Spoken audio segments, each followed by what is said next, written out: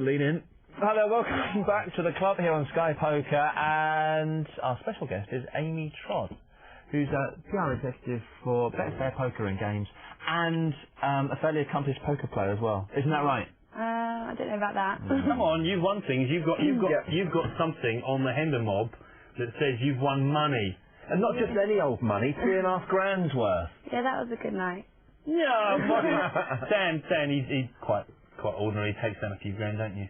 Yeah. So here you are. I'm a part-time player though. This is another reasonably high-profile game, isn't it? I think that was a side event in Monte Carlo. Monte Carlo, Dan. Living the dream. And how did you do in that tournament? I think I came 36th, so I just missed the money. I think the bubble was 18th. But you did take down a very high-profile poker player, didn't you? Yeah, I knocked out Annette actually.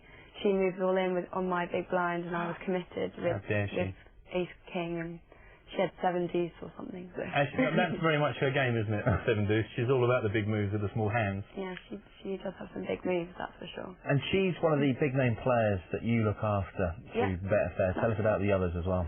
Well, we have 3 at the moment. We have Annette Oberstad, who we've had on our team since WSOPE last year. We've got Sorel Mitzi, who's known as Imperium Online. And now we have John Tabatabai. Sorel, he's a friend of the club. He's been on here. Yeah. Yeah, and there's John Eyebrow Tabatabai. Now, he's a reasonably new acquisition for Betfair, isn't he? Yeah, as of last week. Yeah. So what do you have to do? What's your job entail? Well, I deal with all the poker press. Anything Betfair poker related, anything to do with the pros. So if any of the media wanted to get an interview with our pros, then I'll sort that out. So I pretty much manage the pros as well. It all kind of goes hand in hand. Do you have to travel around answering their diva requests?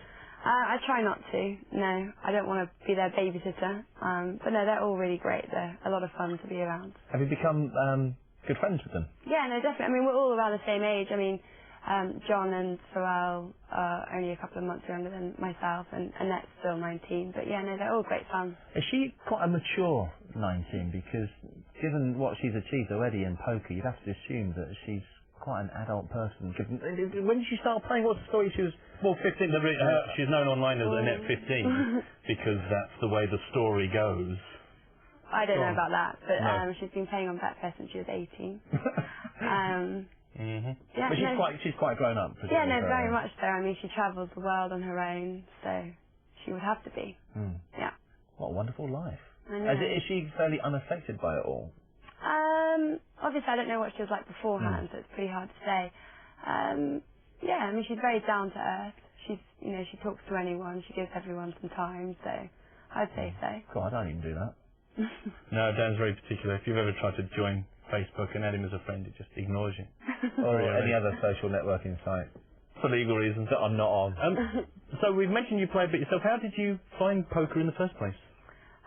Back at uni, when I just started uni, my friend and I used to go down to the local casino and play some blackjack, and then noticed some people playing poker. I was, interested to see what they were doing.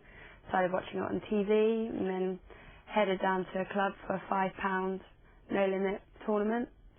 It all went from there, really. And how often did you play? Oh gosh, it fluctuates.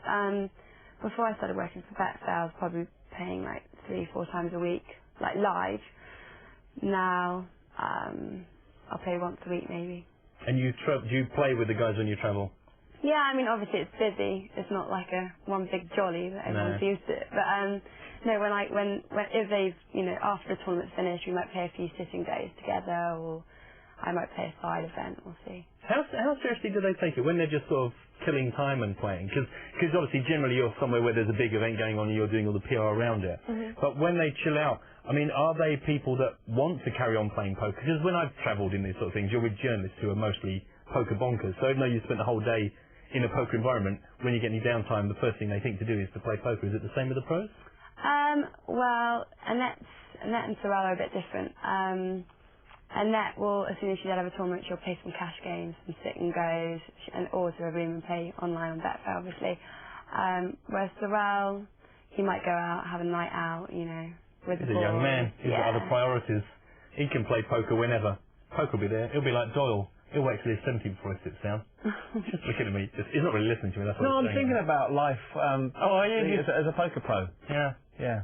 How do you find, I mean, is it interesting to watch them go from, especially people like John or Annette, who, well, in fact, I guess Sorrel as well, is that, you know, they've gone in a very short period of time, because some of the pros that the other companies kind of look after have had the whole history of playing for decades, whereas these guys, they've kind of come along in a very short period of time, gone from zero to hero. Is it interesting watching how their lives have changed? Does it put you off the idea of playing more poker at a high level? No, not at all. I mean, their lives seem great, really. They have, you know, fast cars and nice houses and get to travel the world. To be honest with you, I've only ever worked with them once they've, you know, hit that success. So I really wouldn't know what they're like beforehand. I mean, of course, they're not like everyday 20-year-olds, but I guess I'm used to it now. But, you know, they're, as I said, you know, they're all really down to earth and, you know, they're very appreciative of how they've made it.